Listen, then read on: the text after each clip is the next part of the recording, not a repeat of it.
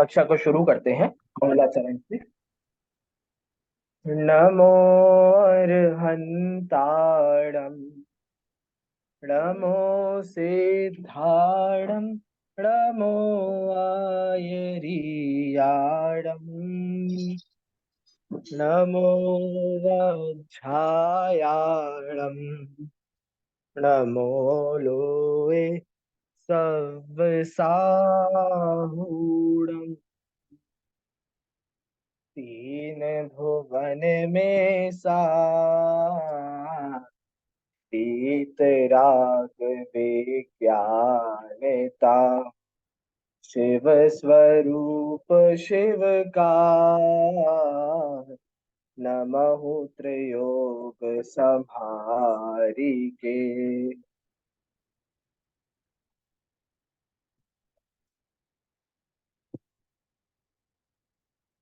छह ढाला जी की चर्चा चल रही है और छह ढाला में दूसरी ढाल के ऊपर हम चर्चा कर रहे हैं। और दूसरी ढाल में हमने कल तक जीव अजीव तत्व संबंधी भूलों की चर्चा आप सभी से की। आश्रव तत्व की उसके बाद हमने चर्चा की कि किस प्रकार ये जो जीव है वो जीव के संबंध में गलत जानता है, अजीव के संबंध में भी गलत जानता है, और आश्रव इस तत्व के संबंध में भी इसके मिथ्या मान्यता है। इन्हीं मिथ्या मान्यताओं के कारण जितने भी दुख हो रहे हैं भैया, जितने भी स्तर के दुख हो रहे हैं, कैसे दुख, संसार का दुख तो है ही, मतलब हम संसार में हैं, और भी सारे दुख, शरीर का कष्ट देना और आपके अनुसार कार्य नहीं होना, आपको अच्छा नहीं लगता है, आपके अनुसार संयोग आदि परिणमित नहीं होते हैं, सारे प्रकार के दुख ये किसके कारण हो रहे हैं? सिर्फ मिथ्या दर्शन, मिथ्या ज्ञान और मिथ्या चारित्र के कारण ये दुख हो रहे हैं। तो ये सारी चर्चा हमने कल तक की थी। आज जो हमें चर्चा करना है वो आज हमें दो तत्वों के बारे में चर्चा करना है। कौन से हैं भैया? आश्रव के बाद कौन से तत्व आते हैं? तो आश्रव के बाद बंध और संवर, ऐसे दो तत्व आते हैं। तो इनके ऊपर हम चर्चा करेंगे कि किस प्रकार हम बंध तत्व में भी भूल कर रहे हैं। गलतियों की चर्चा चल रही है ना दूसरी ढाल में, कि हमने गलतियां क्या की हैं। भाई पहली ढाल में तो ये बताया था कि हम दुखी हैं, पहली ढाल में तो हमारे दुख गिनाए, कैसे देवगति में जाकर दुखी हुए, कैसे नरक में दुखी हुए, मनुष्य में हुए, त्रियंच में हुए। लेकिन इन दुखों का कारण क्या है, ये जो कारण की चर्चा है ये दूसरी ढाल में करते हैं। तो पहली पंक्ति में ही कह दिया था भैया, ऐसे मिथ्या द्रग ज्ञान चरण वश भ्रमत भरत दुख जन्म मरण। तो मिथ्या दर्शन, मिथ्या ज्ञान, मिथ्या चारित्र के कारण जीव दुखी होता है और इसके कारण ही इसको संसार में घूमना पड़ता है। तो भैया क्या था मिथ्या दर्शन? उल्टी मान्यता। किसकी उल्टी मान्यता? उल्टा भरोसा करना। किसका उल्टा भरोसा करना? उल्टा मानना। क्या उल्टा मानना? तो सात तत्व के संबंध में जितनी भी विपरीत मान्यता है, तो हमने ये भी चर्चा करी थी भैया, सात ही तत्व क्यों, और कुछ क्यों नहीं? भाई मेरी गलत मान्यता मेरे पड़ोसी के संबंध में भी तो हो सकती है। मैं हमेशा अपने पड़ोसी को गलत समझता हूँ, वो हमेशा मेरा भला करना चाहता है, तो मेरी मान्यता मेरे पड़ोसी के संबंध में भी गलत हो सकती है। बिल्कुल हो सकती है। मेरी मान्यता मेरे बच्चों के प्रति गलत हो सकती है, या बच्चों की मान्यता अपने माता पिता के प्रति गलत हो सकती है। बिल्कुल हो सकती है। आपको आजकल कितनी सारी नई नई चीजें आ गई, आपको हो सकता है किसी का ज्ञान ना हो, या उल्टा ज्ञान हो, या गलत ज्ञान हो, बिल्कुल हो सकता है। तो ये सात तत्व ही क्यों कहे, बाकी के क्यों नहीं कहे भाई? क्योंकि मोक्ष मार्ग में प्रयोजन भूत सात तत्व हैं। इसकी चर्चा हमने करी थी, मोक्ष मार्ग प्रकाशक के आधार से करी थी कि किस प्रकार मोक्ष मार्ग में ये सात तत्व ही हैं। जीव अजीव आश्रव बंध संवर निर्जरा मोक्ष, ये सात ही हैं जिनसे आपको सुख की प्राप्ति हो सकती है। इसीलिए इन सातों के संबंध में ही सही ज्ञान होना आवश्यक है। अब भले ही आप बाकी की दुनिया जानो अथवा न जानो, आपको कुछ गलत ज्ञान हो जाए कुछ सही ज्ञान। टोडरमल जी उदाहरण देते हैं, सम्यक दृष्टि जीव हो और सांप को वो रस्सी जाने अथवा रस्सी को सांप जाने, फिर भी उसका ज्ञान सम्यक ज्ञान कहलाता है, सम्यक दृष्टि का। और वहीं मिथ्या दृष्टि हो तो सांप को सांप जाने, रस्सी को रस्सी जाने, फिर भी उसका ज्ञान मिथ्या ज्ञान कहलाता है। क्यों है ऐसा भैया? सोचो जरा, आप विचार करो इसके पीछे का कारण। एक ही कारण है। क्या कारण है? कि भैया सही चीज को जान लिया, उसके अलावा कुछ और हो, कैसा ही हो, गलत हो अथवा सही हो, कोई दिक्कत नहीं है। और गलत चीज को जाना तो फिर आप कितना ही प्रयास करो वो गलत ही रहेगा। तो फोकस किस पर करना है? सही पदार्थ को जानने में फोकस करना है। सही चीज क्या है? सात तत्व। तो सात तत्वों को यथार्थ, एज इट इज, जैसे है वैसा जानना है। ठीक है भैया? तो अब हमने जो तीन तत्वों की चर्चा की, सबसे पहले जीव तत्व में क्या भूल थी?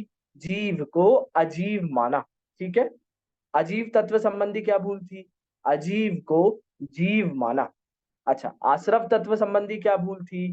तो जो राग आदि, जो मोह राग द्वेष आज हमको सुख के कारण लग रहे हैं, भाई अपने पुत्र से मोह बहुत है, अपने अपने कार्यों के प्रति लगाव बहुत, अटैचमेंट बहुत है, तो हमें क्या लगता है भैया? बहुत प्रसन्नता होती है, बहुत अच्छा लगता है, तो इसको हम अच्छा मानते हैं। लेकिन कैसे हैं ये प्रत्यक्ष में, ये वर्तमान में दुख को देने वाले हैं। और वर्तमान में दुख को तो देंगे, साथ ही साथ आगामी कर्म का बंधन करने वाले हैं। तो दोनों समय दुख है, वर्तमान में भी दुख है, और भविष्य में चूंकि आगामी कर्मों का बंध करेंगे तो भविष्य में भी दुख देने वाले होंगे। ऐसे मोह राग द्वेष आदि परिणाम, इनको अपना मानते हैं, इनको जीव मानते हैं। समझ में आया? तो ये हमारी भूल है। चलिए, तो आज हम इसी आश्रव तत्व के संबंध में थोड़ा, मैं मोक्ष मार्ग प्रकाशक जी का अंश आपके बीच में पढ़ना चाहता हूँ। वहां से हम थोड़ी सी चर्चा करना चाहते हैं कि कैसे आश्रव तत्व संबंधी भूल हमारे साथ होती है। वहां बहुत अच्छा खुलासा किया है पंडित जी साहब ने चौथे अध्याय में। देखिए, मैं आपसे शेयर करता हूँ, हम उसका भी थोड़ा सा अध्ययन करेंगे। अब भैया मैंने तो बोला था आपको कि पूरा पढ़ना है। अब किसको समय मिले, कितना समय मिले, कोई पढ़े अथवा ना पढ़े, इसलिए मेरा विचार आया कि हम ही पढ़ लेते हैं कक्षा में। कम से कम आप इसी बहाने यहाँ तो पढ़ लोगे, है ना? देखिए, पढ़ते हैं। आप सबको स्क्रीन दिख रही है? हाँ जी। ठीक है, बढ़िया। देखिए, ये आश्रव तत्व संबंधी भूल है, चौथे अध्याय का है। इसके ऊपर और एक दो पैराग्राफ और हैं आश्रव तत्व के संबंध में, लेकिन लेकिन अभी मैंने ये कक्षा की उपयोगिता को देखते हुए दो ही पैराग्राफ लिए हैं। ठीक है? लेकिन आपको मैं फिर से प्रेरणा देता हूं, पुनः पुनः मैं तो बार बार कहूंगा, ये मूलतः पठनीय है, आपको वहीं से पढ़ना चाहिए। इतने अच्छे अच्छे भाव हैं और इतनी सरल भाषा है। आपको पता है टोडरमल जी की शैली बहुत प्रसिद्ध है। क्यों प्रसिद्ध है भैया शैली उनकी? क्योंकि उन्होंने ग्रंथों के साथ साथ समाज को भी पढ़ा है, सिद्धांतों के साथ साथ समाज का भी अध्ययन किया। तो जितनी अच्छी फिलॉसफी, जितनी अच्छी साइकोलॉजी, जितना अच्छा उनका मनोविज्ञान है, उतना अच्छा मनोविज्ञान हमें देखते नहीं मिलता। तो इसीलिए उन्होंने बहुत सुंदर तरीके से इस ग्रंथ की रचना की है। तो मूलतः पठनीय है। तो अभी तो हम इसके दो पैराग्राफ्स की चर्चा करते हैं। देखिए, ये आश्रव तत्व संबंधी भूल है जो हमने छह ढाला में पढ़ी है ना, ये भूल बिल्कुल अभी आपको वैसी की वैसी ही दिखेगी यहाँ पर। देखिए, मैं यहाँ से पढ़ता हूँ।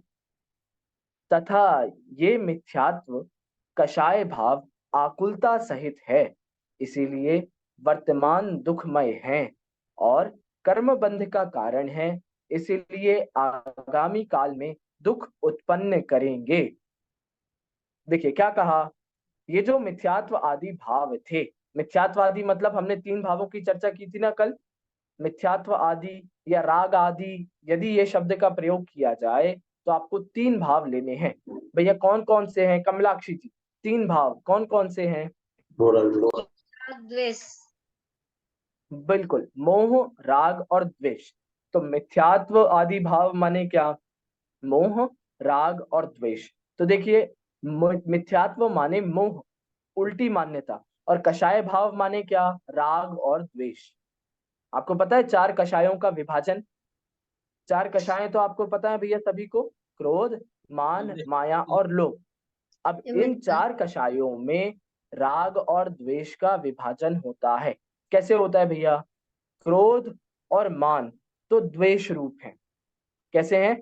क्रोध और मान तो द्वेष रूप है, और माया, लोभ ये राग रूप है। तो राग और द्वेष माने क्या? माने कषाय। समझ में आया आपको?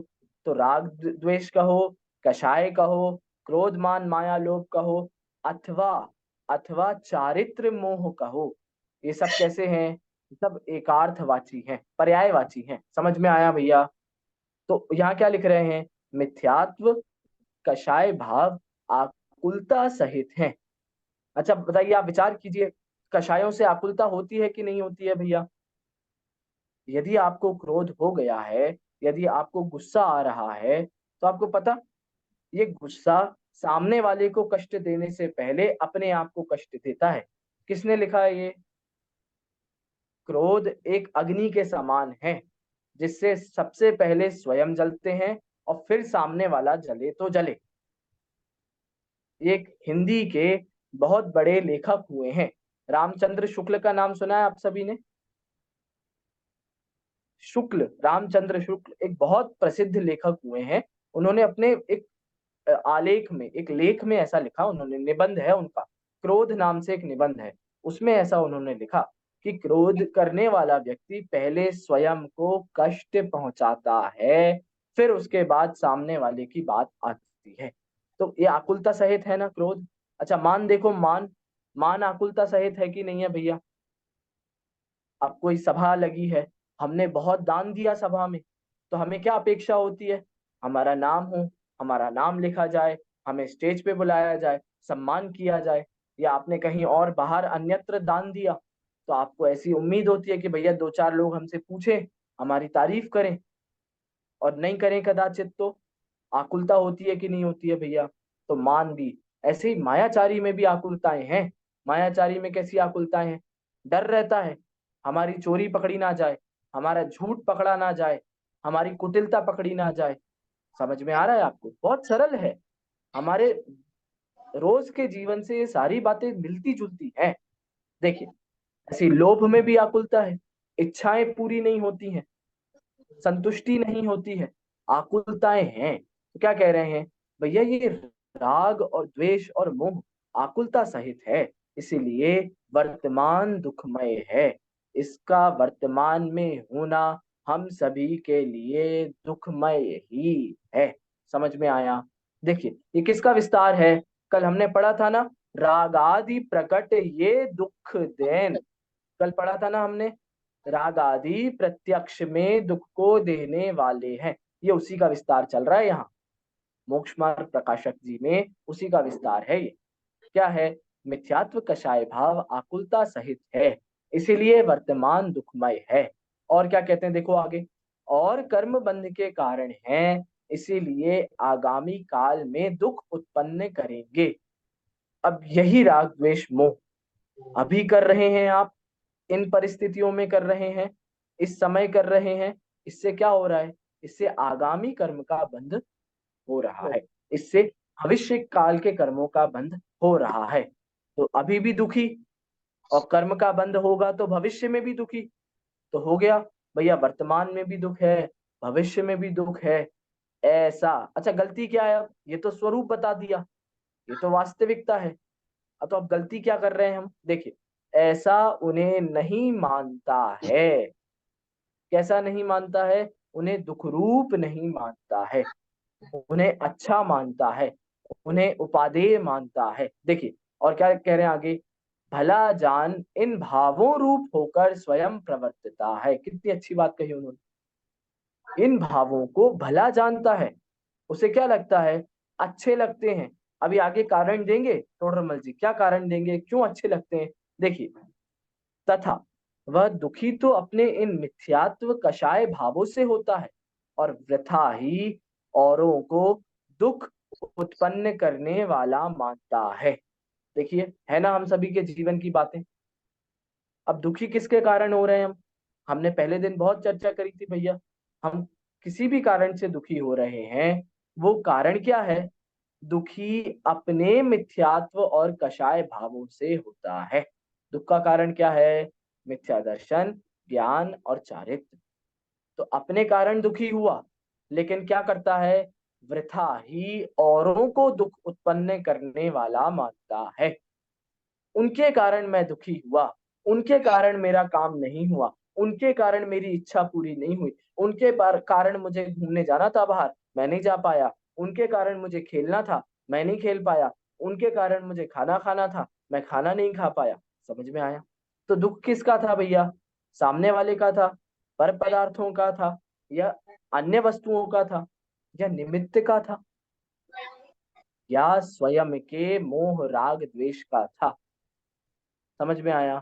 तो दुख तो स्वयं के मिथ्यात्व का है, स्वयं के कषाय का है, लेकिन करता क्या है? वृथा ही, व्यर्थ में ही औरों को दुख का कारण मानता है। देखिए उदाहरण दे रहे हैं आगे। जैसे दुखी तो मिथ्या श्रद्धान से होता है, परंतु अपने श्रद्धान के अनुसार जो पदार्थ न प्रवर्ते उसे दुखदायक मानता है। देखिए, ये चर्चा हमने करी थी ना परसों, मतलब पहले की क्लासेस में, कि दुख किससे है? दुख तो अपनी गलत मान्यता से है। दुख तो हम गलत मान रहे हैं, उससे दुख है। लेकिन क्या है भाई, हमारे अनुसार कार्य नहीं हुआ तो हमें दुख लगता है। हमारे अनुसार कुछ नहीं हुआ, हमारे मन की बात नहीं हुई, हमारे हिसाब से नहीं हुआ, तो क्या लगता है भैया? दुख ही लगता है। समझ में आ रहा है? दुख किसका है? दुख मिथ्या श्रद्धान का ही है। देखिए, तथा दुखी तो क्रोध से होता है, परंतु जिससे क्रोध किया हो उसको दुखदायक मानता है। कितनी बढ़िया बात है। अब ये कषायों के एंगल से बता रहे हैं। पहले तो मिथ्यात्व के एंगल से बताया, अब कषायों के एंगल से। दुख किससे हुआ? क्रोध से हुआ। कारण किसको मान रहा है? जिससे क्रोध किया। भाई, ये नहीं होता सामने तो मैं गुस्सा नहीं करता। गलती किसकी? सामने वाले की। वो क्यों ऐसा था? उसने ऐसा क्यों किया? वो नहीं करता तो मैं गुस्सा नहीं होता। समझ में आ रहा है? तो दुखी वो क्रोध से हुआ। क्रोध है वहां दुख का कारण। लेकिन क्या हुआ? दुखदायक किसको माना? सामने वाले को, कि सामने वाले के कारण मुझे कष्ट हुआ। ऐसे ही देखो, दुखी तो लोभ से हुआ, परंतु इष्ट वस्तु की अप्राप्ति को दुखदायक मानता है। दुख किससे हुआ? स्वयं की लोभ से, स्वयं के असंतुष्ट पने से, स्वयं के लालचीपन से दुख हुआ इसे। लेकिन क्या मानता है? कि मेरी इच्छा पूरी नहीं, मेरे कहे अनुसार कार्य नहीं, मेरी बात किसी ने नहीं मानी। तो दोष देता है दूसरों पर, जबकि गलती होती है स्वयं की। वो कहावत है ना हिंदी में, कौन सी है भैया कहावत? चंदूलाल जी, उल्टा चोर कोतवाल को डांटे, है ना? तो गलती उसकी, मतलब सॉरी, गलती अपनी, दोष अपना, और बोल किसको रहा है? सामने वाले को। समझ में आया? गलत किसको ठहरा रहा है? सामने वाले को। तो ऐसे कार्य नहीं होगा। देखो, टोडरमल जी क्या कह रहे हैं? इसी प्रकार अन्यत्र जानना, अन्यत्र मतलब अब इसी प्रकार आप मिथ्यात्व पे लगाइए, कि दुखी तो मिथ्यात्व से होता है, परंतु स्वयं के अनुसार कार्य न हो तो उसको दुखदायक मानता है। दुखी तो स्वयं के मान कषाय से होता है, परंतु सामने वाले ने इज्जत नहीं दी उसे दुखदायक मानता है। दुखी तो स्वयं की माया कषाय से होता है, परंतु सामने वाले ने भेद पकड़ लिया, या सामने वाले ने हमें सामने वाले ने हमारी चोरी पकड़ ली, उसे दुखदायक मानता है। समझ में आया? तो इसी प्रकार आप अपने जीवन में भी लगाइए। भाई, दुखी तो मिथ्यात्व से हो रहे हैं, दुखी तो मिथ्या दर्शन से हो रहे हैं, और दोष किसको दे रहे हैं? सामने वालों को। देखिए आगे क्या कह रहे हैं टोटल। तथा इन भावों का जैसा फल आता है वैसा भाषित नहीं होता। देखिए, इनकी तीव्रता से नरकादि होते हैं, और मंदता से स्वर्गादिक होते हैं। वहां अधिक कम आकुलता होती है। कितनी कितनी गजब की बात है ये। देखो कितना बढ़िया चिंतन है ये। मैं आपसे पूछूं, इस नरक कौन से कर्म के उदय में नरक नरक गति मिलती है? बहुआरंभ परिग्रह। बताइए। बहु आरंभ परिग्रह मतलब पाप कर्म के उदय से नरक गति मिलती है, सामान्य रूप से कहें तो। अच्छा, स्वर्ग गति कौन से कर्म के उदय से मिलती है भैया? पुण्य कर्म के उदय से मिलती है स्वर्ग गति, है ना। पाप कर्म के उदय से तो नरक गति, पुण्य कर्म के उदय से स्वर्ग गति। टोडरमल जी क्या कह रहे हैं यहाँ पर? टोडरमल जी के अनुसार क्या बात हो रही है, देखिए आप। भाई अपन ने तो यही देखा है आज तक कि पाप के अनुसार नरक गति, पुण्य के अनुसार स्वर्ग गति। टोडरमल जी के आप वाक्यों को देखिए, उनकी आप सिद्धांतों को देखिए, देखिए क्या बात कर रहे हैं, चिंतन है ये टोडरमल जी का। वो कहते हैं कि भैया जैसे भावों का फल आता है वैसा भाषित नहीं होता है। भावों का फल माने क्या? कषायों का फल। समझ में आ रहा है? देखिए, कषायों की तीव्रता से नरकादि होते हैं और कषायों की मंदता से स्वर्गादिक होते हैं। अब टोडरमल जी ने दोनों को एक ही स्तर पर रख दिया। दोनों में मूल कारण तो कषाय ही है। भैया स्वर्ग में भी कषाय, स्वर्ग में जाने के लिए कषाय करना पड़ती हैं? टोडरमल जी क्या कह रहे हैं? भैया कषाय तो हैं, भले ही नरक में तीव्र कषाय हो अथवा स्वर्ग में मंद कषाय हो, कषाय तो विद्यमान है। और कषाय के कारण, पहली पंक्ति देखिए आप, सबसे पहली पंक्ति, कषाय भाव आकुलता सहित है इसलिए दुखमय है। समझ में आया? तो चाहे स्वर्ग हो, चाहे नरक हो, मनुष्य हो, त्रियंश हो, यदि कषाय भाव है तो दुख है। अब इस फल को तो नहीं जानता, तो क्या करता है भैया, इसको वहां पर अच्छा अच्छा दिखता है।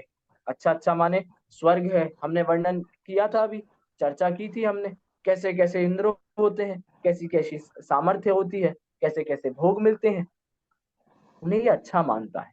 इसलिए क्या हो गया, आश्रव तत्व संबंधी भूल। देखिए, ऐसा भाषित नहीं होता है इसीलिए वे बुरे नहीं लगते हैं। कैसा भाषित नहीं होता है भैया? कषाय रूप भाषित नहीं होता है। हम जीवन के प्रसंगों में इतने तन्मय हो जाते हैं कि प्रसंगों के बीच में जो कषाय भाव है उसको हम गौण कर देते हैं, उसको हम भूल जाते हैं। इसलिए टोडरमल जी कह रहे हैं भैया कषायों में इसको फल भाषित नहीं होता है, इसलिए बुरे भी नहीं लगते। कदाचित आपको फल भाषित होने लगे, कदाचित आपको समझ में आने लगे कि भैया ये तो सब कर्मोदय की विचित्रता है, कर्मोदय का फल है, तो फिर इसे बुरा भी लगने लगे। और बुरा लगेगा तो क्या करेगा, ये छोड़ेगा। समझ में आया? भैया आपको कोई चीज बुरी लगती है तो आप छोड़ने का प्रयास करते हो ना उसे, लेकिन छोड़ने से पहले क्या लगना जरूरी है? बुरा। यदि बुरा नहीं लगेगा तो फिर छोड़ा भी नहीं जाएगा। इसलिए बार बार ये प्रयास कर रहे हैं कि आपको बुरा लगना चाहिए, तभी तो आप छोड़ोगे। देखिए अंतिम में क्यों क्यों बुरा नहीं लगता, कारण यह है कि वे अपने किए भाषित होते हैं, इसीलिए उनको बुरा कैसे माने। देखो कितनी बढ़िया बात है भैया, राग आदि अपने किए भाषित होते हैं। मंदिर जाना, शुभ भाव करना, दया धर्म आदि करना, अच्छे अच्छे काम करना अपने किए हुए भाषित होते हैं। कल हमने चर्चा की थी ना बुद्धियों की, कर्तृत्व बुद्धि, ममत्व बुद्धि, एकत्व बुद्धि, अपने किए हुए लगते हैं। मैंने ही तो मंदिर बनवाया है, मैं ही तो स्वाध्याय करता हूँ, मैं ही तो जाता हूँ, अरे मेरे बिना कौन पूजन कर सकता है वहां, मेरे बिना तो ये चालू ही नहीं होता यहाँ का पाठ। समझ में आ रहा है? मैं दान नहीं दूं तो यहाँ दान नहीं आए, तो इसको बुरे लगेंगे क्या ये? इसको ये भाव बुरे कब लगेंगे? इसे बुरे तब लगेंगे जब ये अपने किए हुए नहीं मानेगा। भैया अपना किया हुआ काम किसे बुरा लगता है? किसी को नहीं लगता, सबको अच्छा ही लगता है, हमने किया है अच्छा ही होगा। इसीलिए टोडरमल जी कह रहे हैं कि ये आश्रवादी को भी अपना किया हुआ मानता है। इसको ये लगता है कि आश्रवादी राग आदि, मोह आदि, द्वेष आदि मैंने किए, अब जब मैंने किए तो बुरा कैसे मानेगा। इसलिए बार बार टोडरमल जी वहां पर चोट दे रहे हैं, बार बार टोडरमल जी ये उपदेश दे रहे हैं कि अपने किए नहीं है, समझ में आया आपको? किसके, अच्छा कोई किसने किया?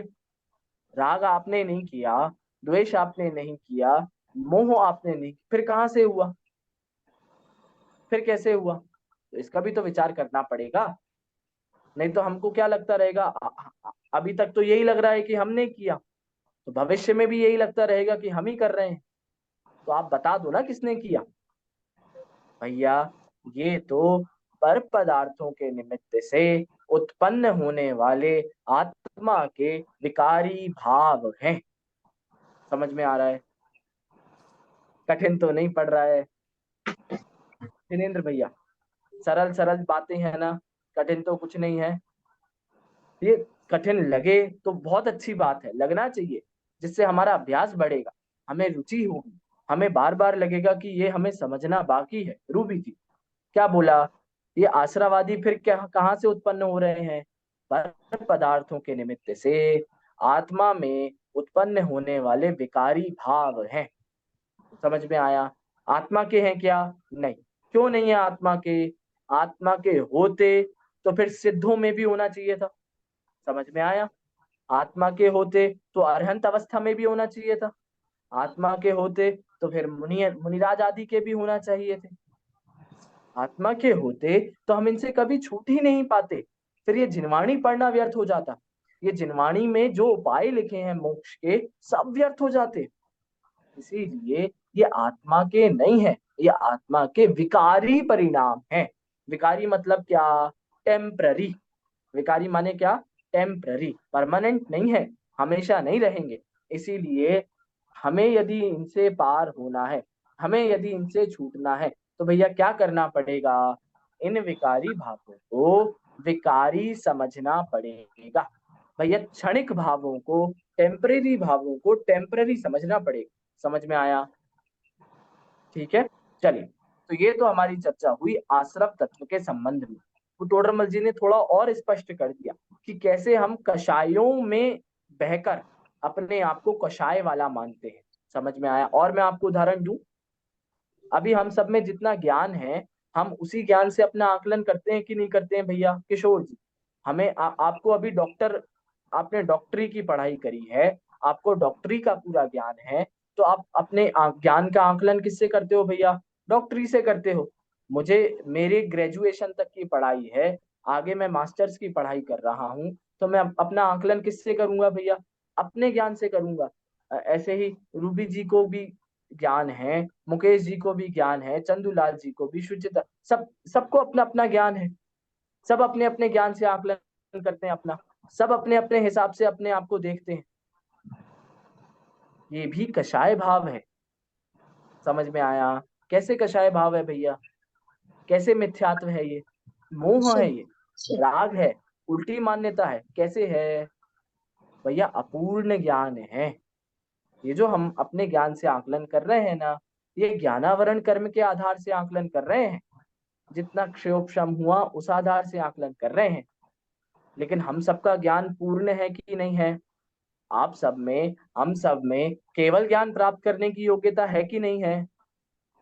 आप सभी भगवान बन सकते हैं कि नहीं बन सकते हैं? सब बन सकते हैं, सब में योग्यता है। तो फिर ये क्षणिक ज्ञान के आधार से अपना आकलन करना, ये गलत हो गया क्या नहीं हो गया भैया? स्वभाव तो था अनंत ज्ञान का, स्वभाव तो था केवल ज्ञान का, लेकिन आकलन कर रहे हैं क्षणिक ज्ञान से, आकलन कर रहे हैं क्षयोपशमिक ज्ञान से, आकलन कर रहे हैं मति ज्ञान से, श्रुत ज्ञान से, अवधि ज्ञान से, मन पर्याय ज्ञान से। समझ में आया? तो ये क्या हो गया? ये भी मिथ्यात्व हो गया। तो अब आप देखिए हमारे जीवन में ये कितने सूक्ष्मता से बैठा है मिथ्यात्व। हमें पता भी नहीं चलता है हम कब अपने इस मिथ्यात्व का पोषण कर जाते हैं। समझ में आया आपको? तो इतने सूक्ष्म मिथ्यात्व को भी हटाना है। समझ में आया? देखिए, तो जीव तत्व की चर्चा हो गई पूरी, जीव तत्व की अयथार्थ श्रद्धान की चर्चा, अजीव तत्व के अयथार्थ श्रद्धान की चर्चा, और आश्रव तत्व के अयथार्थ श्रद्धान की चर्चा हमने पूरी की। आज जो हम चर्चा करेंगे वो बंध और संवर, इन दो तत्वों की चर्चा करेंगे। चलिए, हम छह ढाला में दूसरी ढाल पर हैं, छठवां छंद है, इसका पाठ करते हैं।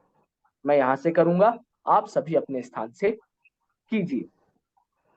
शुभ अशुभ बंध के फल मझार, रति अरति करे निज पद विसार, आत्म हित हेतु विराग ज्ञान, ते लखें आपको कष्ट दान। क्या कह रहे हैं? देखिए, इसमें भी पहली पंक्ति जो है वो बंध तत्व संबंधी भूल की है, और दूसरी पंक्ति जो है वो संवर तत्व संबंधी भूल की है। ठीक है, आप लोग मार्क कर लीजिए। अब आगे आप कभी पाठ करोगे तो इसका पूरा अर्थ ख्याल में आना चाहिए।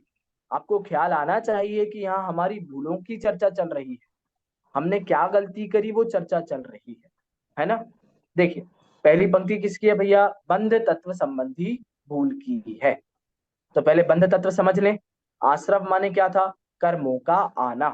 कर्मों का आना, ये क्या था? ये द्रव्य आश्रव था। और भाव आश्रव माने क्या था? परिणाम। मोह राग और द्वेष के परिणाम। हाँ, बहुत बढ़िया। मोह राग द्वेष के परिणाम ये भाव आश्रव थे। ऐसे ही बंध भी दो प्रकार का है, द्रव्य बंध और भाव बंध। तो पहले भाव बंध की चर्चा करें। भाव बंध माने क्या? परिणाम, फिर से परिणाम। भाव आश्रव माने क्या था? वहां भी परिणाम थे, लेकिन वहां परिभाषा क्या थी? जिन परिणामों के आधार से कर्म आते हैं, ऐसी परिभाषा थी। यहाँ क्या परिभाषा होगी भैया? जिन विकारी भावों के द्वारा, जिन विकारी परिणामों के द्वारा आत्मा बंधती है। समझ में आया? उसको क्या कहते हैं? उसे भाव बंध। उन परिणामों को, उन मोह राग द्वेष को, उन पुण्य पाप के भाव को क्या कहते हैं? भाव बंध कहते हैं। और द्रव्य बंध माने क्या? ज्ञानावरण, दर्शनावरण, मोहनीय, अंतराय, आयु, नाम, गोत्र, वेदनीय, इन आठों कर्मों का आत्मा के साथ संबंध होना, इन आठों कर्मों का आत्मा के साथ बंध जाना, इसको क्या कहते हैं? द्रव्य बंध कहते हैं। तो ये 8 कर्म किसके कारण आए थे? मोह राग द्वेष के कारण। तो मोह राग द्वेष को रखो भाव बंध में, और जब ये 8 कर्म आके आत्मा से बंध जाएंगे तो ये हो गया द्रव्य बंध। समझ में आया? ऐसे ही सब में लगाना है आपको। ये आपके लिए थंब रूल है। क्या है थंब रूल? जितने भी भाव, भाव आश्रव है, भाव बंध है, भाव संवर है, भाव निर्जरा है, भाव मोक्ष है, जितना भी भाव है ना, भाव, ये सारे भाव परिणाम से संबंधित है। ठीक है, आत्मा में का जो अभिप्राय है, आपका जो अभिप्राय है, आपके जो परिणाम है, उससे संबंधित है। और जितना भी ये द्रव्य वाला है ना, द्रव्य वाला, इन सब में बाहरी चीजें हैं। ठीक है, एक में अंतरंग से संबंधित है, भाव में, और द्रव्य में ये सब बाह्य से संबंधित है। देखो, जैसे द्रव्य आश्रव तो कर्मों का आना, और भाव आश्रव आत्मा में मोह राग द्वेष का उत्पन्न होना। भाव बंध आत्मा में मोह राग द्वेष का बंधन होना, और द्रव्य बंध कर्मों का बंधना। ऐसे ही भाव संवर आत्मा में वीतरागता के परिणामों की उत्पत्ति होना, और द्रव्य संवर कर्मों का आना रुक जाना। तो कर्मों के एंगल से जितनी बातें होंगी सब द्रव्य के संबंध में, और भाव के, मोह राग द्वेष के या शुद्ध वीतरागी भावों के आधार से जितनी बातें होंगी, ये सब भाव के खाते में जाएगा। समझ में आया आपको? द्रव्य और भाव में क्या फर्क होता है, ऐसे ही अपन को सब में लगाना है। तो यहाँ पर चर्चा क्या है भैया? भाव बंध की। तो भाव बंध माने क्या? भाव बंध माने आत्मा के राग, द्वेष, मोह, पुण्य, पाप, ये सारे विकारी जितने भाव हैं, ये सब भाव बंध कहलाते हैं। ठीक है, देखिए अब क्या होता है? शुभ अशुभ बंध के फल मझार। शुभ भाव किया तो शुभ बंध हुआ। तत्वार्थ सूत्र के 6ठे अध्याय में है ना, आश्रवों के कारण। यदि आपने तत्वार्थ सूत्र का अध्ययन किया है तो वहां 6ठे अध्याय में आश्रवों के कारणों की चर्चा की है। किन किन कारणों से आश्रव होता है, कर्म आते हैं। तो वहां पर लिखा है कि शुभ कर्म से, शुभ बंध से शुभ कर्मों का आश्रव होता है, शुभ भाव से शुभ कर्मों का आश्रव होता है, वहां लिखा है। ऐसे ही ये चर्चा यहाँ पर भी है कि शुभ बंध होगा या शुभ कर्म करोगे तो शुभ भावों का बंध होगा, और अशुभ कर्म करोगे तो अशुभ भावों का बंध होगा। तो देखिए, शुभ अशुभ बंध के, शुभ बंध हो चाहे अशुभ बंध हो, इनके फल में, इनके फल में माने क्या, इनके उदय में। अब देखो उदाहरण देखो भैया, शुभ बंध के उदय में मतलब क्या, घर परिवार अच्छा मिल गया कि नहीं मिल गया, मिल गया। शरीर अच्छा मिला कि नहीं मिला, मिल गया। बुद्धि अच्छी मिली कि नहीं मिली, बिल्कुल मिली। पढ़ने लिखने वाली क्षमता हम सब में है कि नहीं है, बिल्कुल है। हम सब चर्चा कर रहे हैं नहीं कर रहे हैं, बिल्कुल कर रहे हैं। आप सब अपना समय निकाल कर यहाँ उपस्थित होते हो कि नहीं होते हो, होते हो। आपकी रुचि इस विषय में है कि नहीं है, बिल्कुल है। ये सारी अनुकूलताएं, आपके घर परिवार में सब आपकी बात मानते हैं, आपका सब आपके अनुसार हो रहा है। सारी अनुकूलताएं किसके कारण होती है भैया, शुभ बंधु। शुभ बंध के कारण। हाँ, पुण्य उदय के कारण होती है कि नहीं होती है। हम सब मानते हैं ना कि भैया पुण्य उदय से हमको जैन धर्म मिला, पुण्य उदय से हमें ये जिनवाणी मिली, पुण्य उदय से हमें ये चर्चा करने वाले समूह मिले, पुण्य उदय से हमें ये सारे प्रसंग मिले। सारी बातें हम मानते हैं कि नहीं मानते हैं, बिल्कुल मानते हैं। तो पुण्य उदय के फल में, अब समझ में आएगा आपको यहाँ क्या लिखा है। शुभ कर्म के उदय में क्या करते हैं, रति। देखिए आगे लिखा है ना रति, दूसरे हिस्से में लिखा है रति। रति माने अच्छा लगना, रति माने खूब पसंद आना। क्या करते हैं, यदि शुभ कर्म का उदय होता है, पुण्य का उदय आता है, तो हमें सब अच्छा लगता है, उसमें हम राग करते हैं, हमें बहुत अच्छा लगता है। आप सब हमारे साथ चर्चा कर रहे हो, मुझे बहुत अच्छा लग रहा है। आप 1 घंटा निकाल कर यहाँ बैठते हो, मुझे अच्छा लगता है। मैं स्वाध्याय करता हूँ, मुझे बहुत अच्छा लगता है। मैं मंदिर जी जाता हूँ, मुझे अच्छा लगता है। तो ये सब क्या हुआ, मेरा शरीर निरोगी है, मैं बढ़िया खाना खा सकता हूँ, मुझे कोई दिक्कतें नहीं होती हैं, मैं अच्छे से सुन सकता हूँ, देख सकता हूँ, बोल सकता हूँ, उसमें भी कोई तकलीफ नहीं है। तो ये क्या हुआ, पुण्य कर्म के फल में राग हुआ, पुण्य कर्म के फल में अच्छा लगा। समझ में आया। ऐसे ही उल्टा लगाना है, पाप कर्म के उदय में, अशुभ के द्वेष। उदय में मेरा एक्सीडेंट हो गया, मुझे लग गई, लोग बाग मेरी बात नहीं मानते हैं, मेरी कोई इज्जत ही नहीं करता यहाँ पर। कितना ही आप इनको भला करो, मेरे तो कोई सुनता ही नहीं है। कितना ही आप इनके लिए करो, मेरी तो कोई गिनती ही नहीं करता। तो ये पाप कर्म का उदय, मेरा शरीर मेरा साथ नहीं देता है, ये पाप कर्म का उदय। अशुभ कर्म का उदय, तो अशुभ में क्या करता है, आगे लिखा है देखिए अरति। शुभ में रति, अशुभ में अरति। समझ में आया। तो पुण्य पाप के फल में, पुण्य पाप के उदय में इसको अच्छा लगता है, इसको बुरा। किसको अच्छा किसको बुरा, हमको ये विचार करना है। आप विचार करो, आपको अच्छा लगता है कि नहीं लगता है। भैया आपके अनुसार कोई कार्य हुआ, बीना जी, आपके अनुसार कोई कार्य हुआ, आपकी बात मान ली गई, तो आपको अच्छा लगेगा, बिल्कुल। मीना जी, आपके डोसे अच्छे बन गए, अच्छा लगेगा आपको, बिल्कुल लगेगा, हाँ। क्योंकि भैया जैसा चाहा वैसा हो गया। ऐसे ही सुचिता जी, आपकी बात आपके बेटे ने नहीं मानी, तो बुरा लगा आपको, बुरा लगा कि नहीं लगा, बिल्कुल लगा।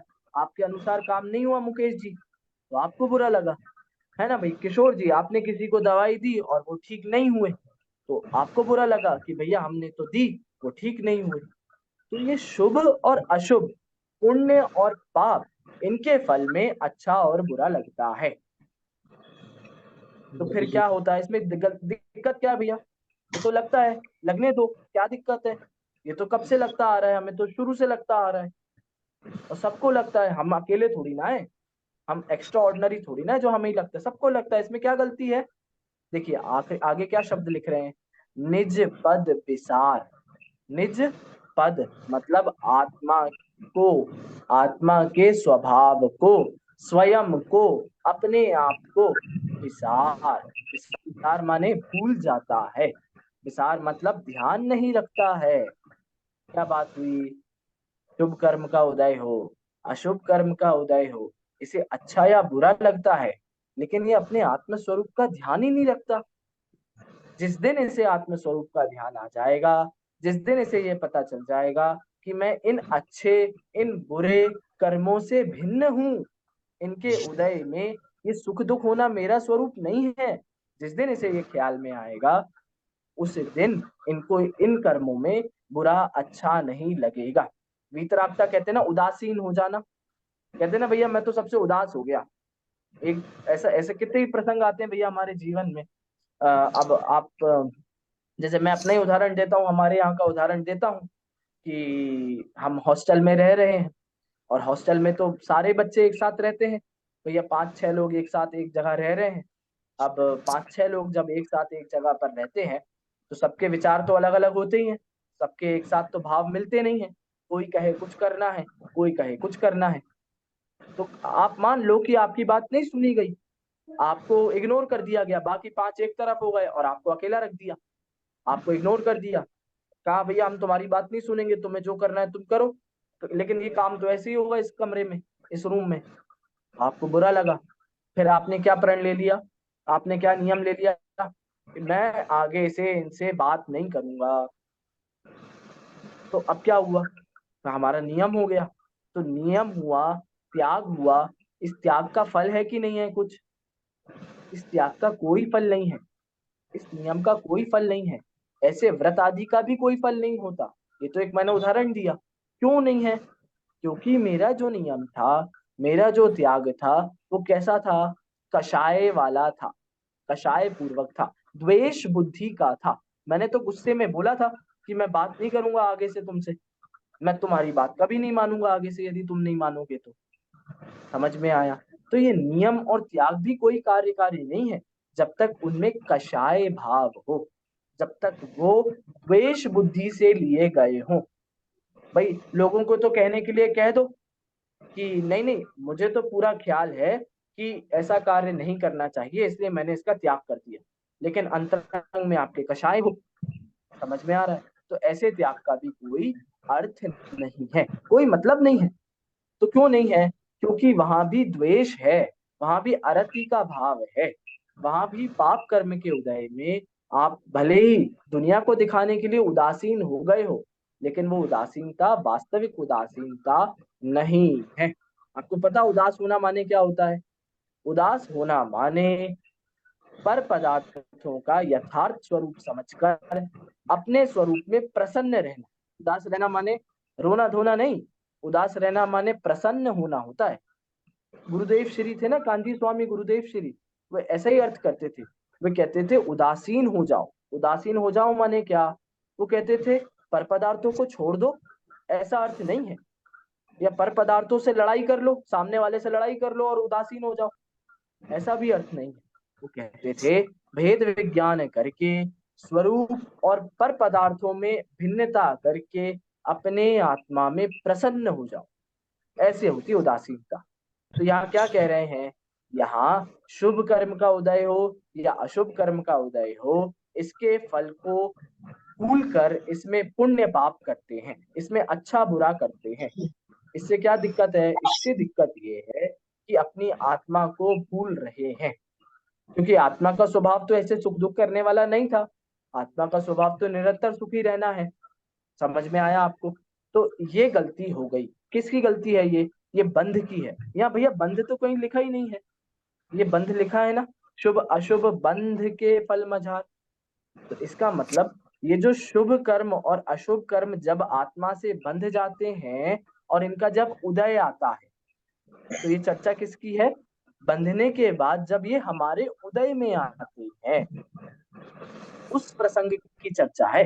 ये तब की चर्चा है कि ये जो संयोग हैं, ये जब आपके उदय में आपके सामने हैं, आपको मिल गए हैं, ये तब की चर्चा है। समझ में आया? तो यहाँ पर क्या प्रेरणा दे रहे हैं? यहाँ पर ये प्रेरणा दे रहे हैं कि अपने जो आत्म स्वरूप को भूल गए हो, उसे मत भूलो, और उसे याद रखोगे तो ये जो बाह्य में आपको सुख दुख महसूस हो रहा है ना, ये फिर सुख दुख महसूस नहीं होगा। देखिए फिर से हम तोडरमल जी को पढ़े। इस प्रसंग में बंध तत्व संबंधी भूल, तोडरमल जी क्या कहते हैं चौथे अध्याय में? बहुत छोटा सा पैराग्राफ है, ज्यादा नहीं लिखा उन्होंने, लेकिन बहुत काम की बात है, टू द पॉइंट है, एग्जैक्ट है। देखिए हम फिर से उनको पढ़ते हैं। मैं शेयर करता हूँ वो वाली फोटो।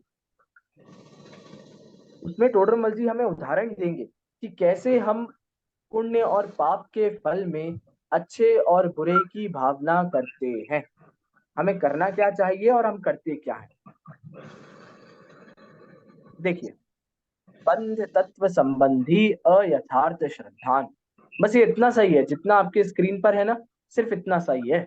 देखिए, तथा इन आश्रव भावों से ज्ञानावरणादि कर्मों का बंध होता है। ये वाली चर्चा करी ना, ये द्रव्य बंध है। आश्रवादी भावों से ज्ञानावरणादि कर्मों का बंध होता है। कौन सा बंध है? ये द्रव्य बंध है। कर्मों की चर्चा आई ना, तो ये द्रव्य बंध है। अब क्या होता है? उनके उदय होने पर ज्ञान दर्शन की हीनता होना। जब ज्ञानावरण कर्म का उदय होता है अथवा दर्शनावरण कर्म का उदय होता है, तो क्या होता है? ज्ञान की हीनता। ज्ञान की हीनता माने क्या? भाई, इस कक्षा में कोई तो होगा जिसको बहुत अच्छे से समझ में आ रहा है, और कोई होंगे जिन्हें थोड़ा कम थोड़ा ज्यादा समझ में आ रहा है, और कोई होंगे जिन्हें कुछ समझ में ही नहीं आ रहा होगा। ऐसे होते हैं, हर क्लास में ऐसे बच्चे होते हैं। भाई, कुछ तो बहुत ब्रिलियंट होते हैं, बहुत ब्राइट होते हैं, कुछ मीडियम होते हैं, और कुछ होते हैं जिन्हें कितना ही पढ़ा लो उन्हें समझ में ही नहीं आता। किसके कारण हुआ ये? किस क्या क्या है इसके पीछे का कारण? नाना अध्यापक वर्ण कारण है, कि किताबें कारण है, कि स्कूल कारण है? इनके पीछे स्वयं का ज्ञानावरण कारण नाना है। वर्ण सर। नाना समझ में वर्ण आया? हाँ, कर्म। तो ज्ञानावरण कर्म के कारण तो हीनता होना, मिथ्यात्व कषाय रूप परिणमन होना, चाहा हुआ न होना, जैसी इच्छा थी, जैसा चाहते थे वैसा नहीं हुआ, सुख दुख का कारण मिलना, अच्छी अच्छी सामग्री मिल गई, मन चाहा हो गया तो सुख, और मन के बिना कुछ हुआ तो दुख। शरीर संयोग रहना, जब तक शरीर है तब तक अच्छा लगता है, और जैसे शरीर ने साथ देना बंद किया तब तक बुरा, तब बुरा लगने लगे। गति, जाति, शरीर आदि का उत्पन्न होना, अच्छा अच्छा शरीर मिलना, अच्छा सुंदर सुंदर होना, सारी बातें लेना, यहाँ नाम कर्म आदि से संबंधित सब ले लेना। नीच उच्च कुल का पाना होना होता है। किसके कारण हो रहा है? देखिए, आप फिर से वो साइकिल बनाइए। ये सारी चीजें हैं, ये ज्ञान दर्शन की हीनता, मिथ्यात्व कषाय भाव रूप, चाहा हुआ होना, सुख दुख, शरीर, गति, जाति, कुल, उच्च कुल, नीच कुल, किसके कारण होता है? तो सबसे ज्ञान पहली वर्ण स्टेप है पीछे। हाँ, अब पीछे चलो आप। ये तो रिजल्ट आ गया, तो रिजल्ट किसके कारण आया? कर्मों के कारण आया। कर्म किसके कारण आए? मोह राग द्वेष के कारण आए। मतलब मिथ्यात्व, मिथ्या दर्शन, मिथ्या ज्ञान, मिथ्या चारित्र के कारण आए। अल्टीमेटली कारण कौन हो गया? ऐसे आप लिंक बिठाओ, लिंक, तो अल्टीमेटली कारण कौन हो गया इन सब का? इन सारी परिस्थितियों का कारण क्या है? जो आज हम अपने आसपास सारी चीजें देख रहे हैं, उसका कारण क्या है? मिथ्या दर्शन, मिथ्या ज्ञान और मिथ्या चारित्र। समझ में आया?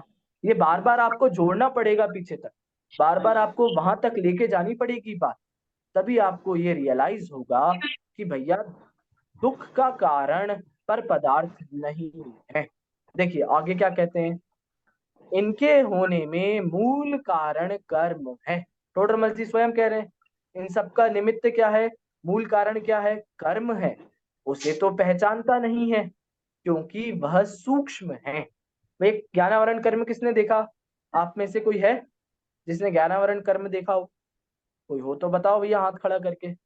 अच्छा, दर्शनावरण तो देखा होगा। अच्छा, दर्शनावरण छोड़ो, वेदनीय देखा हो? अंतराय देखा किसी ने? कर्म, कर्म की बात कह रहा हूं मैं। नाम, गोत्र, आयु, आयु कर्म तो देखे होंगे आप लोगों ने। किसी ने नहीं देखे? क्यों नहीं देखे? सूक्ष्म है, ये हमारे इंद्रिय ज्ञान का विषय नहीं है। इसलिए हमको क्या लगता है, कितनी कितनी मनोवैज्ञानिकता वाली बात है ये, कितनी कितनी बढ़िया बात इन्होंने कही है। आपने जादूगर देखे ना? जादूगर वो कैसे जादू करते हैं? आपको पता है वास्तविकता में तो जादू है नहीं, वास्तविकता में तो हाथों की सफाई है। वो आपने देखा होगा, टोपी में से कबूतर निकालते हैं। तो आप बताइए, जो कोई बच्चा होगा, छोटा बच्चा होगा, उसको आप जादू दिखाने ले जाओ और उसको कहो कि ये देखो जादूगर टोपी में से कबूतर निकाल रहा है, तो उसको क्या लगेगा, ये कबूतर उसने कहीं और से निकाला, मतलब जादू से निकाला। और आप लोग कोई देखो वो चीज, तो आपको क्या पता होती है, आपको क्या लगता है कि ये कबूतर टोपी में ही छुपा था। समझ में आया? तो कहाँ से निकल गया, टोपी से ही निकल गया। तो आपको आश्चर्य नहीं होगा। क्यों आश्चर्य नहीं होगा? क्योंकि आपको उसका मूल कारण पता है। और बच्चे को आश्चर्य क्यों होगा? क्योंकि उसको मूल कारण नहीं पता। उसको क्या लग रहा है, कहीं मंत्र पढ़ा तो जादू से आ गया, कहीं कुछ उसने किया तो जादूगर ने किया। उसको क्या लग रहा है, ये कबूतर कहाँ से आया, जादूगर ने किया। लेकिन आपको क्या लग रहा है, ये कबूतर टोपी में ही था, जादूगर ने कुछ नहीं किया। समझ में आया? ऐसे ही कर्मों के साथ भी है। ये कर्म क्योंकि सूक्ष्म हैं, हमको दिखाई नहीं दे रहे हैं।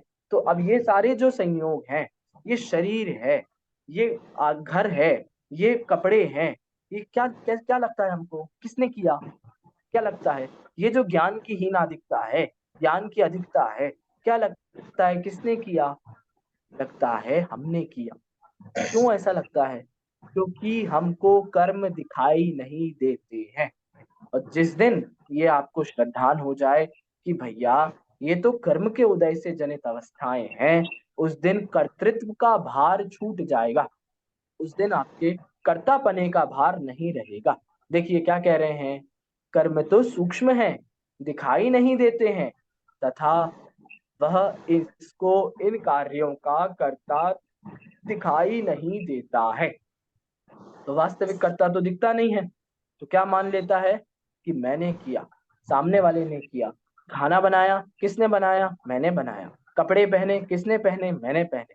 घर बनवाया, किसने बनवाया? मैंने बनवाया। कोई ऑफिस का काम किया, किसने किया? मैंने किया। क्यों ऐसा लग रहा है? क्योंकि वास्तविक कर्ता दिखता नहीं है। हम सबकी हालत भी वो छोटे बच्चों जैसी है जो जादू देखने गए। उनको मूल कारण नहीं पता, इसलिए आश्चर्य हो रहा है। हमें भी यहाँ मूल कारण नहीं पता, इसलिए हमने किया ऐसा आश्चर्य करते हैं। देखिए, इसीलिए इनके होने में या तो अपने को कर्ता मानता है, ये सारे कार्यों को होने में या तो अपने को कर्ता मानता है या किसी और को कर्ता मानता है। या तो मैंने किया, अच्छा हुआ तो मैंने किया, बुरा हुआ तो आपने किया।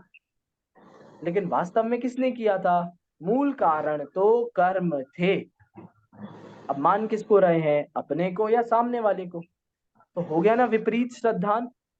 देखो, ये सारी बातें आप विचार करो, यदि आप शांति से बैठो, कॉपी पेन लेकर बढ़िया आराम से बैठो, आप विचार करो, आप लिंक बनाओ, साइकिल जैसी बनाओ, तो आपको घूम फिर कर एक ही बात समझ में आएगी कि पूरी दुनिया में गलती किसी और की नहीं, गलती मेरी ही है।